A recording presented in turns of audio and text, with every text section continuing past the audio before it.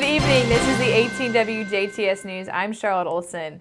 Just before midnight last night, firefighters with the DuBois Volunteer Fire Department were called to the report of an explosion near an area along the 9600 block of East DuBois-Cusco Road.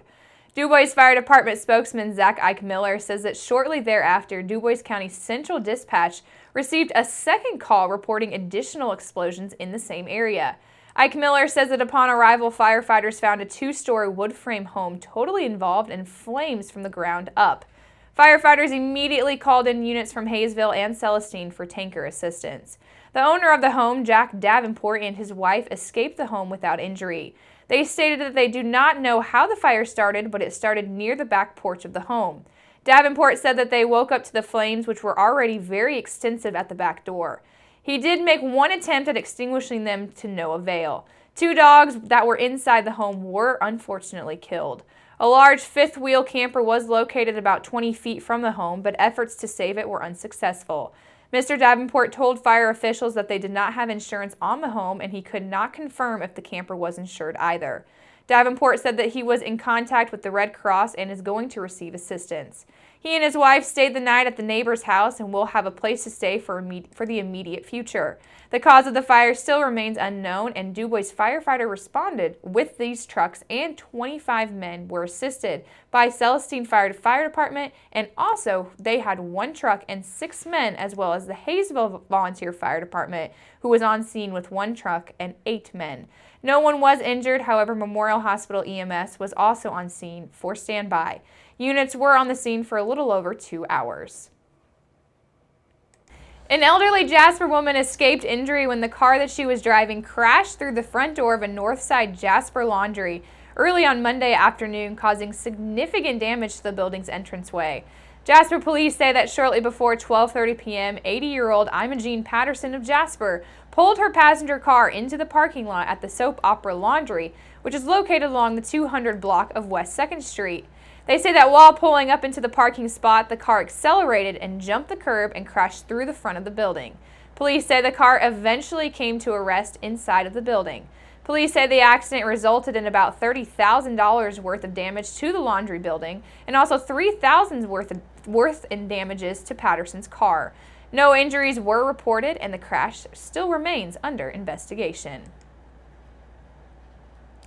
Huntingburg paving work restricts Chestnut Street, and officials with the city of Huntingburg say that due to paving work on Chestnut Street, the road will remain closed between 2nd Avenue and State Road 64 on Wednesday.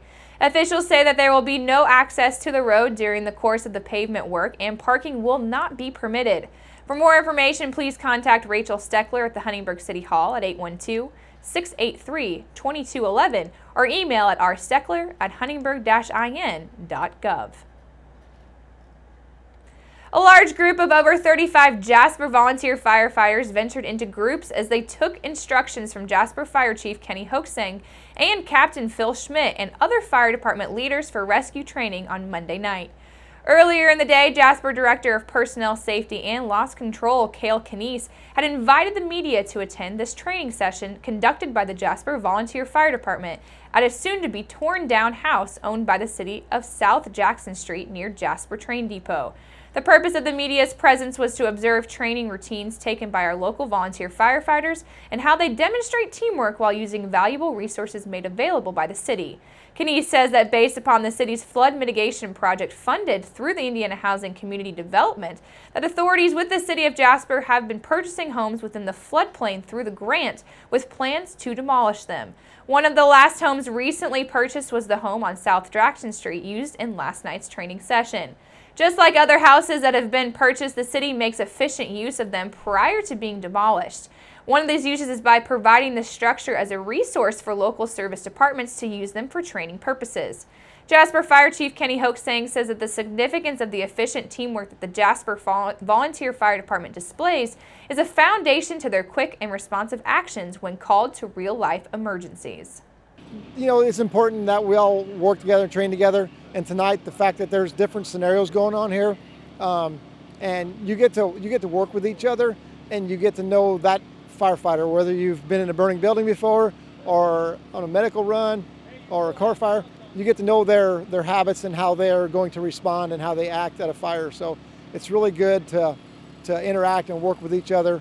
And we are a team. All of us together, we are one, and that's what's really important, that we train together and we work together and we work well. So it's a big family for us. Hoaxang noted that this was a useful site to train in with simulated smoke, creating a training environment in a structure that they had not been inside before. He says that this works efficiently as it is a real-life scenario, as the majority of firefighters will not be aware of the inside of buildings that they may have to enter. Captain Phil Schmidt elaborates on the training that took place with various scenes and scenarios. He says that some of these scenarios were rotated throughout the training, such as several evolutions of smoke in the building, victim body retrieval, body collapse, and also others. And one of the things that we deal with is that there's a universal sign for getting everybody out of the structure, and that's 3 short air horn blasts. Nobody knew we were going to do it, me and another guy, and that was it. So we determined the time was right, blew the horn 3 times. That is simply to get you and your fellow firefighter out. You don't worry about gear, you don't worry about hoses, axes, nothing. We'll buy that stuff new. We don't care. Get out of the building. That means somebody has seen something outside that obviously you as inside firefighter, you haven't seen, you don't know. Schmidt says that working in teams is crucial, as everyone has a role that depends on another as a unit. He says it takes 15 to 20 firefighters to take care of a decent house fire, with roles such as running trucks, filling air bottles, teams going into a structure, a backup team, instant command officers, accountability officer, safety officer, and others on hand for support.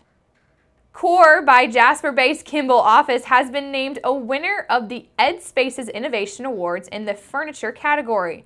This annual competition, sponsored by the International Interior Design Association and in collaboration with Ed Market, recognizes excellence in product design for learning environments at the Ed Spaces Conference and Expo.